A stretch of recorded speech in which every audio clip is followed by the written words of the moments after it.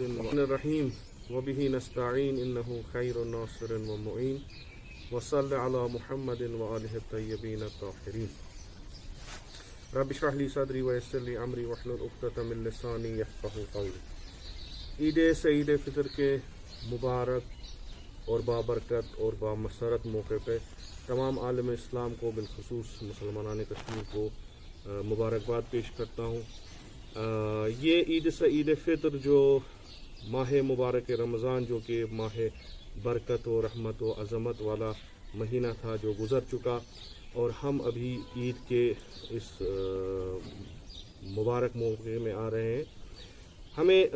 اس میں جو ہے پہلا ہمارا جو فرض ہے وہ یہ ہے کہ جو ہم نے تہذیب نفس اور ضیافت معنوی کے دسترخوان پہ ماہ مبارک رمضان میں شرکت کی اور اپنے نفس کی تہذیب پہ کوشاں رہے، اس کو بالکل اسی طریقے سے آگے بڑھائیں جیسے ماہ مبارک رمضان میں تھا۔ اور یہ سب سے بڑی جو ہے بعد از ماہ رمضان ہماری سب سے بڑی کوشش رہنی چاہیے، کیونکہ ماہ مبارک رمضان میں خداوند متعال نے مختلف قسم کے معنوی برکات و فیوزات سے ہمیں نوازا، اور ہمیں ان کی قدر کرنی چاہیے اور ان کی حفاظت کرنی چاہیے۔ دوم یہ کہ عید ایک مبارک موقع ہے، ہم خداوند متعال کی بارگاہ میں جاتے ہیں بعد از ایک ماہ جو ہم نے روزے رکھے ہیں۔ خداوند متعال سے ہم عیدی چاہتے ہیں کہ ہمیں بھی کوئی عیدی دے، یا بقول کشمیری عیدیانہ دے، تو اس سے ہم جو چاہیں وہ ایک بڑی چیز ہونی چاہیے۔ ایک تو قطعاً یہ کہ جو بھی ہم نے اس مہینے میں جو ہے عبادت کی ہے اس کی قبولیت وہ ہماری اس میں ہونی چاہیے۔ پوری عالم بشریت کے لیے امن و امان کے خواہاں ہونے چاہیے، مسلمانوں کی سربلندی، اسلام کی سربلندی کے لیے دعا گو ہونے چاہیے۔ عالم میں اسلام میں جو حالات ابھی ہو رہے ہیں ان کے لیے کوئی راہ حل کے لیے خداوند متعال کی بارگاہ میں سر و سجود اور دعا گو ہونے چاہیے۔ یہ ایک چیز ہے جو ہمیں کبھی بھی خصوصاً نماز عید کے موقع پہ جو ہے ہم دعا کرتے ہیں، اس میں فراموش نہ کریں۔ ایک اور بات جو ہے کہ اس سال جیسے پچھلے سال کی طرح ہم ایک وبائی مشکل میں پھنسے ہوئے ہیں، کووڈ-19 کی صورت میں جو ہے اس میں جو ہماری ذمہ داریاں ہیں وہ بھی بالکل ویسی ہی ہیں جیسے ایک مسلمان، جیسے ایک مومن اپنے دینی ذمہ داریوں کو بہت ہی جسے ہم کہتے ہیں اچھی طرح سے نبھاتا ہے، اسی طریقے سے ہمیں اس میں بھی آگے آنا ہے۔ جیسے حفظان صحت کا جو ہمیں پروٹوکول ملا ہے، کیسے ہمیں چلنا ہے، اس پہ ہمیں کام کرنا ہے۔ جیسے ابھی ہم دیکھ رہے ہیں کہ پورے ہندوستان میں جو ابھی کووڈ-19 کا قہر جو برپا ہوا ہے، اور کشمیر میں بھی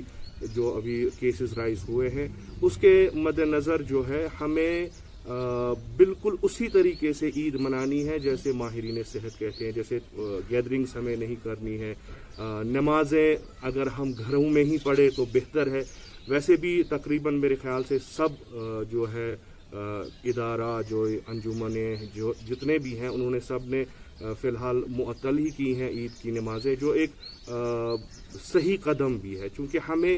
احتیاط جو ہے اس میں سب سے بڑی جو ہے عمل ہے، اور اس کووڈ-19 کو روکنے میں، اس کو چین بریک کرنے میں یہ سب سے بڑا قدم ہے۔ اور جب ہم ایک جگہ جمع ہوتے ہیں، چاہے وہ عید نماز ہو یا کوئی اور فنکشن ہو، تو ہو سکتا ہے کہ اس میں یہ کووڈ-19 کا اثر زیادہ رہے، تو اس لیے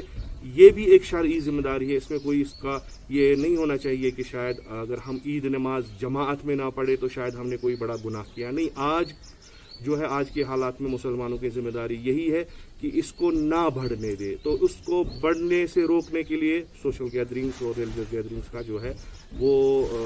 معطل ہی کریں اس تناظر میں، یہ ایک چیز ہے۔ اور خداوند متعال سے خاص طور پر گھروں میں بیٹھ کے ہی شب عید، روز عید دعا کریں کہ عالم بشریت کو اس وبائی صورتحال سے نجات دے، تاکہ جو ہم دیکھ رہے ہیں یعنی واقعاً انسانیت شرمندہ ہے۔